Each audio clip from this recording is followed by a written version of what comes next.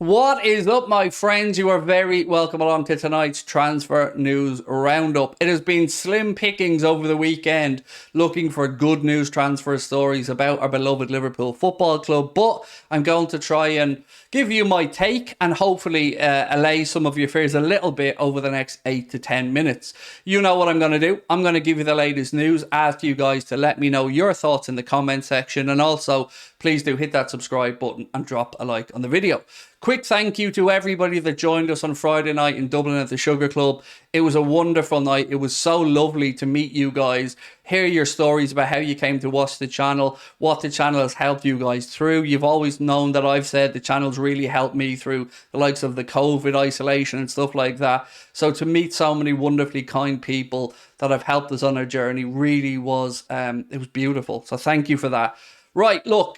I'm going to start off by saying something that might sound obvious, but it's something that I didn't really think about until somebody at the live show mentioned it to me. How many times have we come just a little bit short? Whether it be with Manchester City in the league title race, whether it be last season falling just short of a Champions League qualification place. And it made me think back to how many stupid points have we dropped early in the seasons. And this season, we get underway in a very difficult game at Stamford Bridge next Sunday against Mauricio Pochettino's side. And we're going into it with no number 6. So once again, what if we go on a run later in the season and ended up coming up a little bit short? You can only but think of early in the season where our owners didn't give Klopp the players to get off to the best start. And it is simply not good enough. So wherever side of the argument you are on, I think you'll agree with me that here, 1 week from the Premier League getting underway, without us having a recognised number 6 available to play is not good enough. John W. Henry and FSG are absolute spoofers. They have once again allowed a transfer window to be wasted before the campaign gets underway. And we right now, as I sit here recording this, have the smallest Premier League squad right now. Think about that. Liverpool Football Club have the smallest number of players registered for a Premier League squad. That is pathetic. It is no other word. It's pathetic. Now, there's been some positivity. Fabrizio Romano was saying things like, expect updates and expect movement on the Romeo Lavia situation this week. That's great. Hopefully we get him in. But you know what? Would have been great 3 or 4 weeks ago as well. What have Liverpool been doing? To hear Fabrizio Romano say that Liverpool's move for Kefren Thuram fell through because Liverpool viewed the fee and his wages as too high. We are now a club that cannot afford to buy from an upper mid-table French team. They're too expensive. Now remember, we were always told that Liverpool Football Club had one of the highest wage bills, and that was one of the reasons why we couldn't sign more players. Well, guess what? That's no longer a problem. We have moved a lot of money off the wage bill. Fabinho, Henderson, Keita, Oxlade-Chamberlain, Firmino, players who are on relatively big salaries, have all moved on. But James Milner, another one, another 7 million a year. But once again, we're being told that Kefren Thuram was too expensive.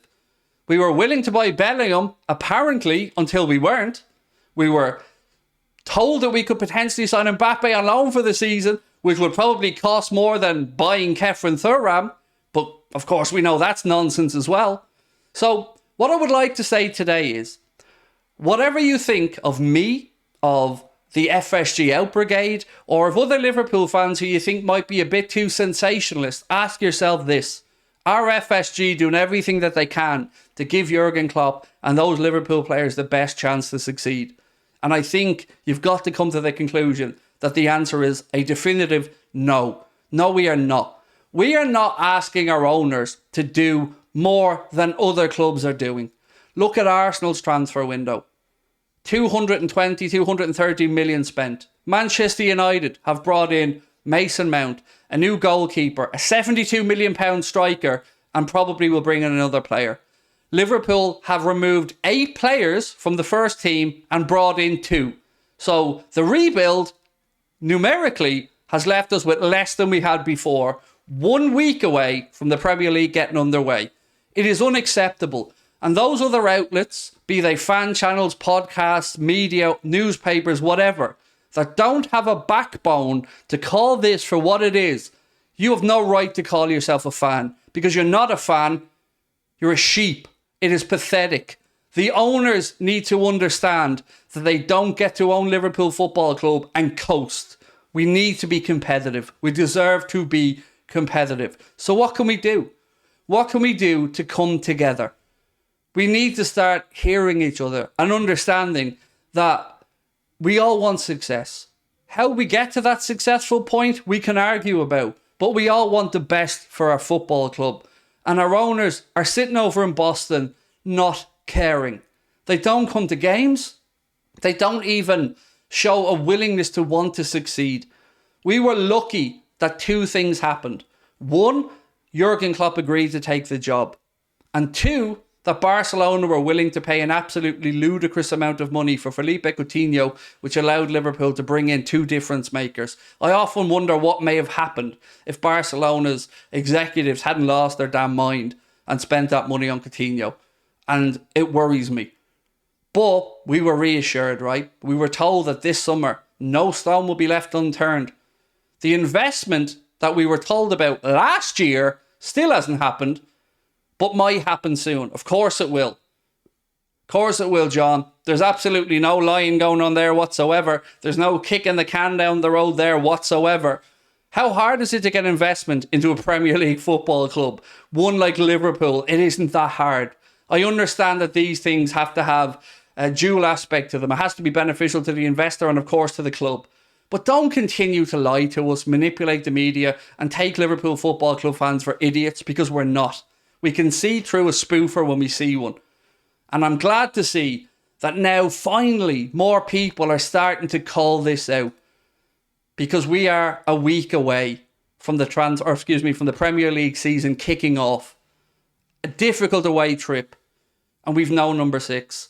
Curtis Jones could be the 6th. That is unfair to him, because he fought hard to get back into the starting place in the team. He fought hard to win supporters and the manager back over, and he did it. But he isn't the number 6, and it won't end well. And that's not Curtis Jones' fault. That's the owner's fault, because they've left Klopp with no choice. We got a gift getting 40 million for Fabinho. I knew a month before it happened that the offer was coming. And if I knew, and I've said this many times, the club knew. So what have we done? We've not had one bid for a centre-back, whether it be Colwill, who signed a new deal, Gvardiol, who's now at Manchester City, Gay, who's still at Crystal Palace, Inacio, who's still at Sporting, Silva, who's still at Benfica. No offers, no sign of an offer. What have we been doing? It can only point in one direction, to the owners. They're not good enough, and they need to know that this is not acceptable. So hopefully tomorrow, when we do the watch along, we have some more positive news. We will be live from 6:15. We are launching Anfield Agenda 2.0. New studio, new graphics, new technology, new camera. Hope you come and join us. It's going to be fun. But I hope we can go into the season with some optimism. So fingers crossed for a good performance against Darmstadt tomorrow. And fingers crossed that we don't pick up an injury. Thank you as always for your time. Feel free to let me know your thoughts in the comment section. Of course, drop a like on the video. And if you haven't hit that subscribe button, you know what to do. Talk to you soon, my friends. Much love. Bye-bye.